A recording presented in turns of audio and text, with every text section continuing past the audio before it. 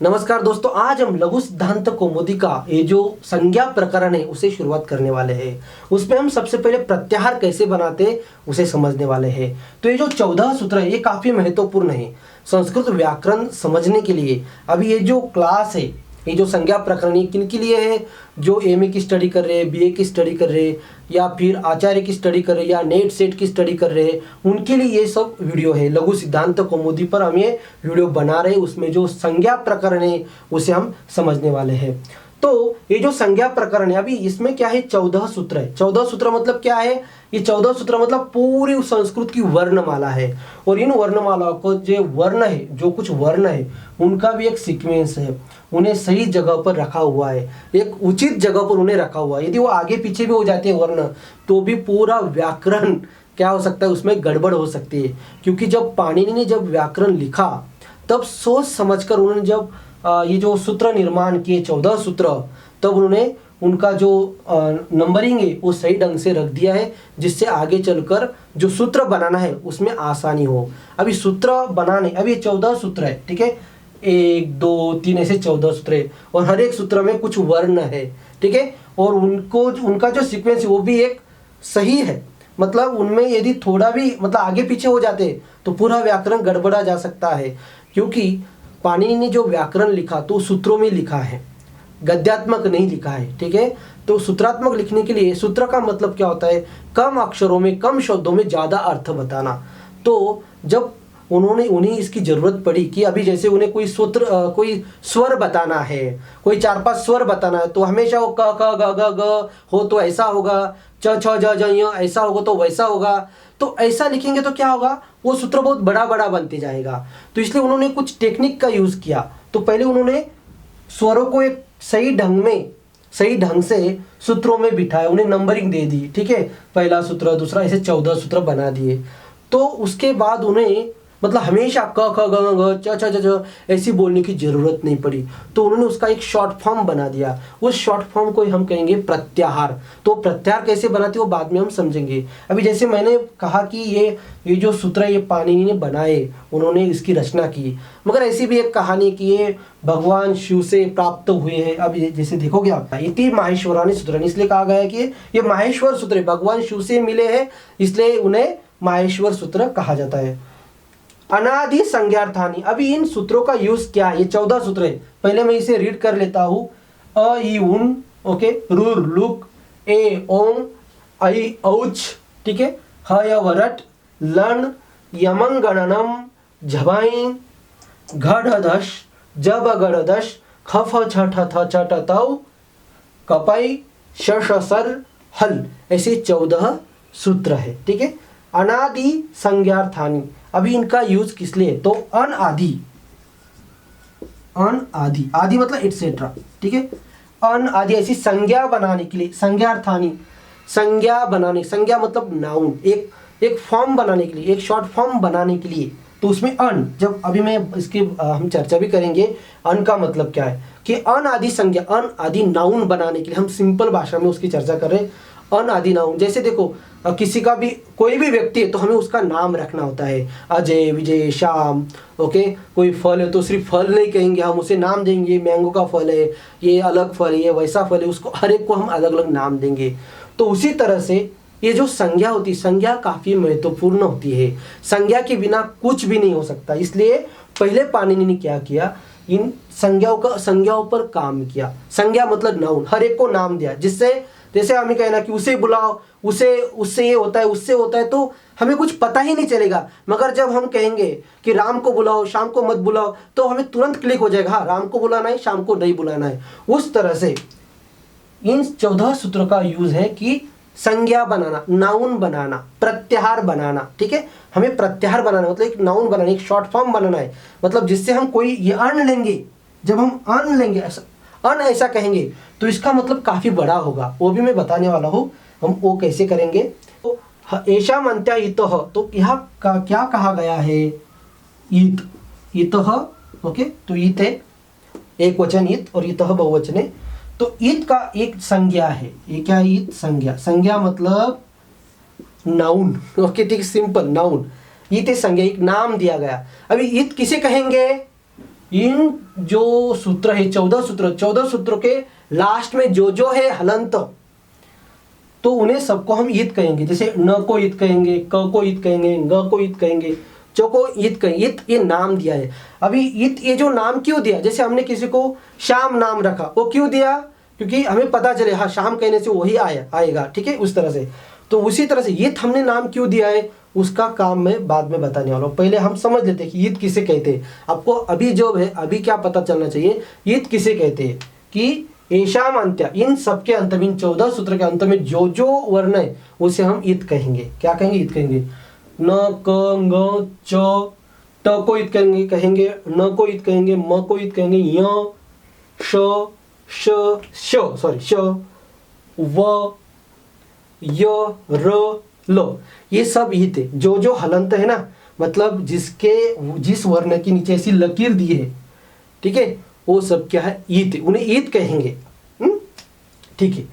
अभी आगे चलकर और भी एक सूत्र है जिसमें बताया जाता है कि ईद किसे कहना है, तो उसके बारे में भी हम चर्चा करेंगे। फिलहाल हम ये जो सेंटेंस है उसके हिसाब से हम चल रहे हैं, जिससे आपको समझने में आसानी हो जाएगी।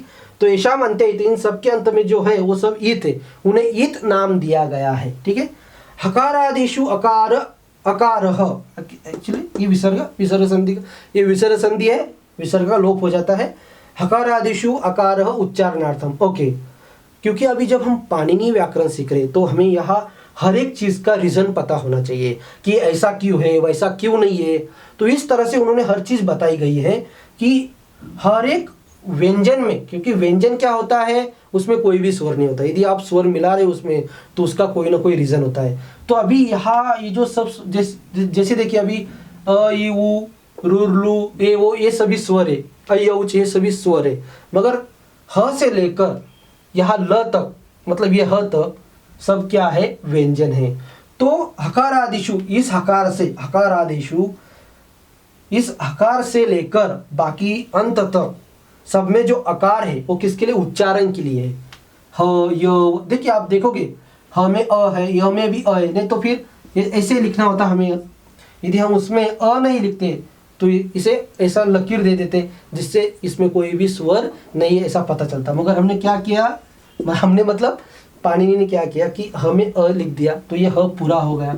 ठीक है, ऐसा ही सब में कर दिया है, ह य व र। अभी ऐसा क्यों किया, उच्चारणार्थम, उच्चारण के लिए, प्रोनाउंसिएशन के लिए, क्योंकि बिना स्वर के हम कोई भी व्यंजन का उच्चारण नहीं कर सकते। बहुत डिफिकल्टी होती है, बहुत परेशानी होती है। ठीक है, जब हम अयुन तब हमें आसानी हो जाती है, मगर जब हम स्पेशल न का उच्चारण करना चाहते हैं बिगर स्वर का, विदाउट स्वर का, तो हमें बहुत मुश्किल होती है। तो न कहने से उसमें अ आ ही जाता है। क्यों, ऐसा क्यों कर रहे हैं हम, उच्चारण के लिए। ठीक है, आप कहोगे सर यहाँ तो न हलंत दिया है, फिर आप जो उच्चारण है वो तो गलत है। ओके, ऐसा कह सकते हो, मगर ऐसा हम नहीं कह सकते, क्योंकि उच्चारण के लिए हमें उसमें कोई ना कोई स्वर मिलाना ही पड़ेगा, नहीं तो हम उसका ठीक से उच्चारण ही नहीं कर पाएंगे, ना ही आपको सुनाई देगा ठीक से। यदि मैं बिना स्वर के उसका उच्चारण करने की कोशिश करूंगा तो शायद आपको सुनाई भी नहीं देगा। तो ये आसानी के लिए, सौकार्यार्थम, मतलब एक आसानी हो, ठीक है, सामने वाले को भी समझ में आए, और क्योंकि मेन पर्पस क्या है, हमें कि समझाना है, इसलिए सब में क्या किया उन्होंने, अस्वर डाल दिया। ठीक है, अस्वर सब में डाल दिया तो उच्चारण आता है। इस सब में जो अ है वो उच्चारण के लिए। लन मध्ये तु ईत संज्ञकः। अभी देखिए, जैसे हमने क्या कहा अभी तक कि इन सब में, इन सभी व्यंजनों में जो स्वर अ वो से केवल उच्चारण के लिए, उसका दूसरा कोई भी प्रयोजन नहीं, दूसरा कुछ भी काम नहीं है। मगर लन मध्ये, ये जो लन है ना, लन, इस लन की हम बात कर रहे, सूत्र नंबर 6, लन, लन में जो अ है, ये जो लन है, इस लन में जो अ है, मतलब ल प्लस अ, ठीक है, ये जो अ है ये किसके लिए है, ईत संज्ञा बनाने के लिए है। ठीक है, इसकी हम ईत संज्ञा करने वाले, ईत मतलब इस अ को हम ईत नाम देने वाले। लन मध्ये तु ईत संज्ञक, लन मध्ये तु मतलब ये जो लन प्रत्याहार है उसमें जो अ है उसकी हम ईत संज्ञा करने वाले, से वो ईत नाम देने वाले हैं। तो अभी आप सोच रहे होंगे कि बाकी सबको तो हमने क्या कर दिया, बस उच्चारण के लिए, उसका दूसरा कोई काम नहीं है, बस उच्चारण के लिए है और छोड़ दिया।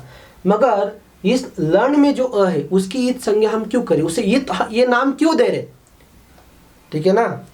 तो मतलब पहले कैसे होता था कि कोई भी नाम देना है किसी को तो कुछ ना कुछ सोच समझ कर ही दिया जाता था, ठीक है। आजकल ऐसा नहीं, आज किसी को भी कुछ भी नाम दे देते, ओके। कोई भिखारी उसे भी राजा, उसका भी राजा नाम होता है। तो आज इतना कुछ उसका कुछ ये नहीं है, ठीक है। मगर पहले ऐसे होता था कि उसके काम को देखकर जानकर उसे नाम दिया जाता था। तो उस तरह से अभी क्वेश्चन है कि ये जो ल में जो है उसकी ईत संज्ञा क्यों करना है, उसका क्या काम है। तो उसका काम एक सूत्र है आगे चलकर, उस सूत्र में इस अ की हमें जरूरत पड़ने वाली है। तो तब जब हम उस सूत्र को समझेंगे तब हमें पता चलेगा और सही ढंग से पता चलेगा। तब तक आपको इतना ध्यान रखना है, ये जो अ है उसको ईत संज्ञा दी, क्यों, क्योंकि आगे चलकर एक ऐसा सूत्र है जिसमें हमें इसकी जरूरत पड़ने वाली है, वो जरूरत पूरी करने के लिए, ठीक है। इस अ को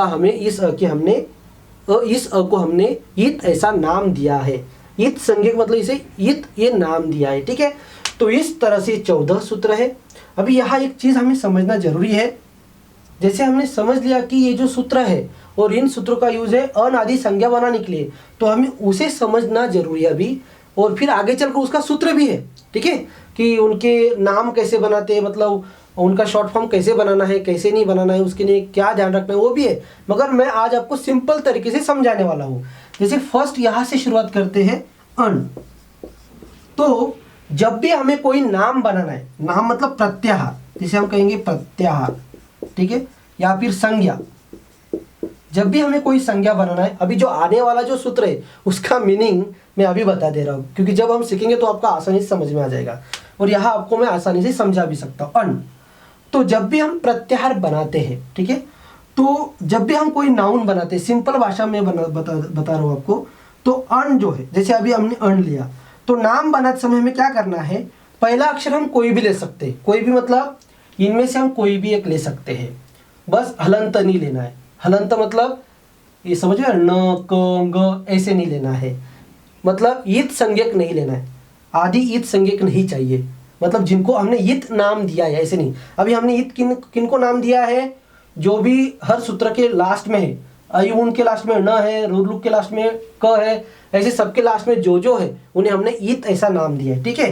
तो स्टार्टिंग में ईत वाला नहीं चाहिए, कोई भी चाहिए दूसरा, जैसे हमने अ लिया, मगर लास्ट में जब लेंगे हम, जब किस नाम बनाना है, संज्ञा बनानी है, तो लास्ट में वही लेंगे जिसकी ईत संज्ञा हुई है, जिसे हमने ईत ऐसा नाम दिया है। तो बाकी सबको हमने ईत नाम दिया, तो हमने यहाँ न लिया, पहले हम इसे कंप्लीट करते हैं। अन आदि संज्ञा, अन आदि मतलब बहुत सारे, तो न कहा है, देखते हैं अन, यही तो है अन। तो अन का मतलब क्या होता है, जब हम कहेंगे अन स्वर, अन अन लिखो, जब मैं कहूँगा अन लिखो तो आपको क्या क्या लिखना है, देखो शॉर्ट फॉर्म बनाया हमने अन, शॉर्ट फॉर्म। तो अन से क्या मतलब होता है, अ ई उ हो गया, अन का मतलब यही होता है। अभी आप सोचोगे हाँ तो न भी है, तो न नहीं लेने का, नहीं, जो ईत संज्ञक है, मतलब जिसकी हमने ईत संज्ञा की है, वो उसे हम काउंट नहीं करेंगे, उसका सिर्फ यूज करेंगे, छोड़ देंगे। ओके, समझ, यूज एंड थ्रो। ओके, उसका यूज करेंगे, उसे छोड़ देंगे, हमेशा हमेशा ऐसे ही करना है, ठीक है। अन कहा तो अयु ले लिया, मतलब उस ईत संज्ञा वाले पहले से, ठीक है। अभी जैसे हमने एक प्रत्याहार बनाया और एक बनाते हैं, और आप इसमें से कितने भी बना सकते हो, कोई भी बना सकते हो, ठीक है। जैसे अभी मुझे पूरे स्वर लेना है, अभी मुझे कहना है कि स्वर बताइए, ठीक है, तो मैं क्या करूँगा, जैसे छोटे बच्चे होते हैं ना 6, 7, 8 के, अ आ ई उ ऐसा शुरुआत करते हैं। मगर अभी जो बड़े होते हैं वो क्या बोलते हैं, ऐसी बातें नहीं करते, वो क्या करते, अच अच बोल दिया, क्या बोल दिया, अच। अच का मतलब क्या होता है, पूरे स्वर देखिए, अभी अच में क्या है, ये अ है, और च कहा, यहाँ देखिए च, मतलब अ और च में जितने भी है उन सबको हम क्या कहेंगे, अच कहेंगे, ठीक है।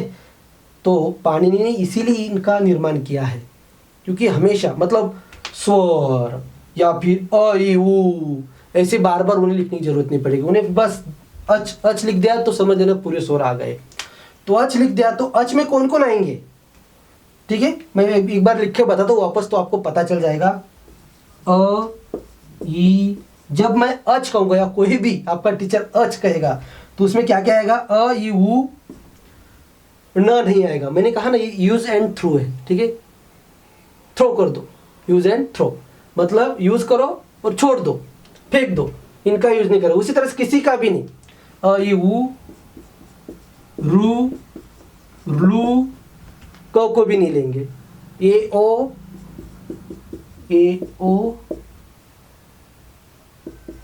आई औ हो गया। तो इसमें पूरे स्वर आ गए, कितने हैं, 1 2 3 4 5 6 7 8 9। तो पाणिनीय व्याकरण के अनुसार स्वर कितने हैं, 9 स्वर है, ठीक है। तो जब भी हम कोई प्रत्याहार, अभी इसे प्रत्याहार कहते हैं, अच अन या संज्ञा, तो इनका यूज किस लिए होता है, शॉर्ट फॉर्म बनाने के लिए, जिनका हमें आगे चलकर फायदा होता है। और बाकी जो बीच में ईत है उनको हम काउंट नहीं करते हैं, उन्हें यूज करके छोड़ देते हैं, फेंक देते हैं, ठीक है। तो इसी तरह से आप कितने भी कर सकते हो, जैसे अभी कहा अन आदि, यहाँ और एक शब्द था अकार आदि शकार उच्चारण था लन मध्य त्वित संज्ञा अनादि संज्ञा अर्थानी, ओके नहीं, यहाँ ऐसा मानते इत, ठीक है। अभी यहाँ एक ही था अन, मुझे लगा और कोई है तो फिर उसको भी हम एक्सप्लेन करते हैं। जैसे यदि मैं कहूँगा हल, देखो अब यार मैं 1 2 समझा देता हूँ, बाकी आपको समझ लेना है। जैसे मैंने कहा हल, हल इस प्रत्याहार, हल यह प्रत्याहार, हल में कौन कौन आते हैं, तो देखो आप हल, आप खुद सोचिए, ट्राई कीजिए, हल में कौन कौन है। तो हल में ये ह से लेकर ये ल तक, मतलब पूरी व्यंजन की वर्णमाला आ जाती है। मतलब आपको कहा व्यंजन कौन कौन से, हल ये व्यंजन है, ठीक है। और अच ये स्वर है, अच स्वर है, हल व्यंजन है। तो हल में क्या क्या आ गए, सब आ गए, ह य व र, और ये नहीं लेना है, हलंत नहीं लेना है, न नहीं लेना है, म नहीं लेना है, य नहीं लेना है, श नहीं लेना है। और ल में जो अ है जिसे हमने ईत नाम दिया है उसको भी नहीं लेना है, क्योंकि जो ईत संज्ञा के उसे हम काउंट नहीं करते, ठीक है। तो किसी भी ईत संज्ञा को हम काउंट नहीं करेंगे, बाकी सबको हम काउंट करेंगे। तो इस तरह से सब व्यंजन हो जाते हैं। ऐसे आप कितने भी तरह के प्रत्याहार बना सकते हो, संज्ञा बना सकते हो। जैसे मैं कह सकता हूँ अक भी बना सकता हूँ, अ ई उ रुक, ठीक है, अक भी बना सकते हैं। इको यनची, जो सूत्र है ना, शायद आप आगे चलकर या आपको पता भी होगा सूत्रों के बारे में, इको यनची। तो इको में क्या है, ईक है, तो फिर ईक में क्या क्या लेंगे, ठीक है, ईक में क्या क्या लेंगे, तो ये से यहाँ से शुरुआत करेंगे, ई उ रुरलू, इतने लेंगे, 4 लेंगे, ई उ रुरलू, इक में ये 4 आ जाएंगे, ठीक है।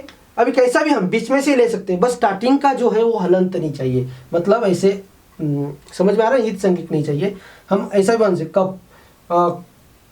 कई भी प्रत्याहार बना सकते हैं, कई, ठीक है, कर भी बना सकते हैं, कल भी बना सकते हैं, खल भी बना सकते हैं, ओके।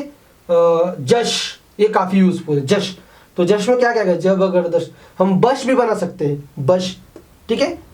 शुरुआत वाला हम ले सकते हैं, कोई भी व्यंजन, कोई भी स्वर, मगर ईद छोड़कर। तो बश, यम, यम ऐसा भी ले सकते हैं, उसमें क्या कहेंगे, यम न, ये सब आ जाएंगे, ओके। अलग अलग बना सकते हैं, मम ऐसा भी बना सकते हैं, मम, तो मम में क्या आएगा, मंग न, ये आ जाएंगे, ठीक है। तो इस तरह से आप कितने भी सारे प्रत्याहार बना सकते हो, और आगे चलकर मैं वो सब बताने वाला हूँ कि हमें कितने प्रत्याहारों की जरूरत है।